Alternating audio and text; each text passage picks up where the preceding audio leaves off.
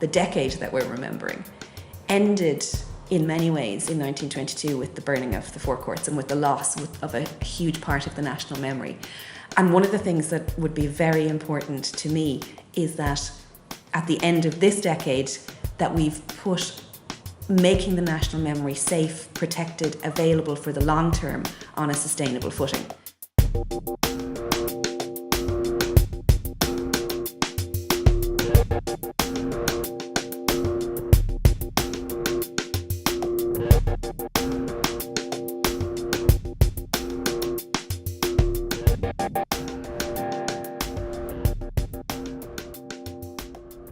Thinking about 1916 in this year has been really interesting. Partly you're thinking about what did it mean to me when I was a teenager, what did it mean to me when I was in school, what did it mean to me coming up to the centenary commemorations, and partly you're thinking, particularly for someone like me who works in a library, what does it mean to me professionally?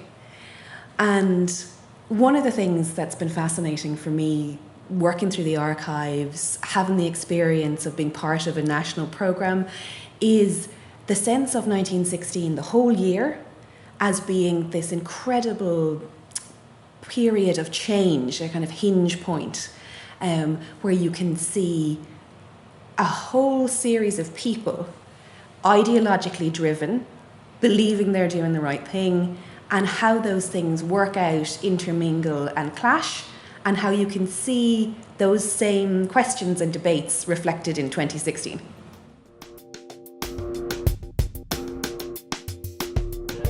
The main thing I think that's shaped for me my sense of 1916 is the archival collections where I work set against the backdrop of the national conversation. So a really personal sense of the stories of the people who were involved. So the National Library of Ireland has the papers of all 7 signatories of the proclamation and a huge number of other people. So that kind of much more personal sense, set against a background of originally from school, from learning, a very sort of linear narrative actually about the period, and just given that opportunity to delve down into the personal stories. And what that has meant for me, I think, is becoming much more tolerant, much more understanding of a whole range of perspectives, because when you're dealing with people through their letters and their diaries and their archives, they stop seeming like representatives of a historical period and more like actual humans.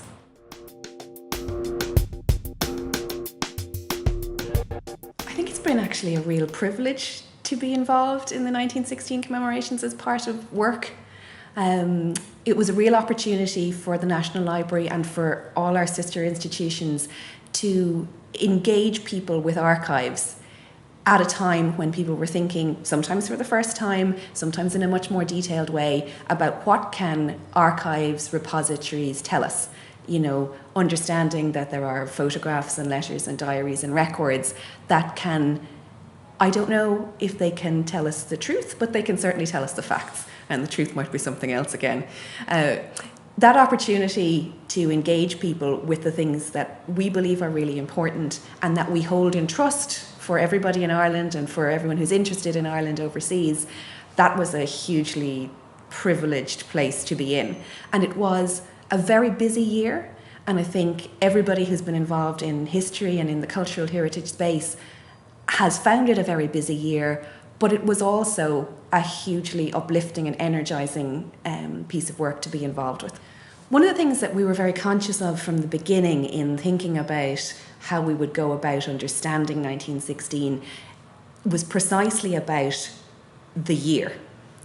So thinking about the challenges, contested memories, contested histories, different views, really important for us at the National Library to think about the whole year and putting forward the stories of the whole year, of those people who were fighting at the Somme, of those who were involved in the 1916 Rising, and of what it's hard to avoid saying the everyday, which in some ways can seem dismissive, but what life is like in an ongoing way.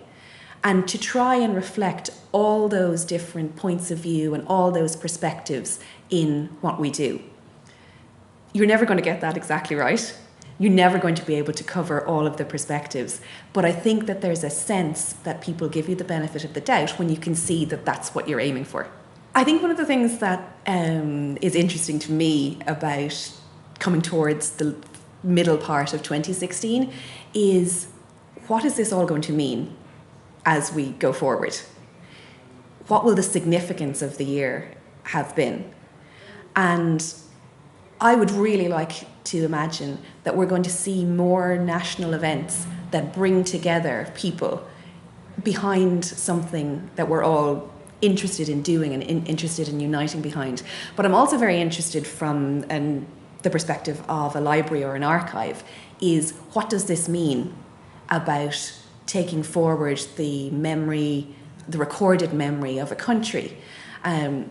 The decade of commemorations that we're remembering, the decade that we're remembering, ended in many ways in 1922 with the burning of the forecourts and with the loss of a huge part of the national memory.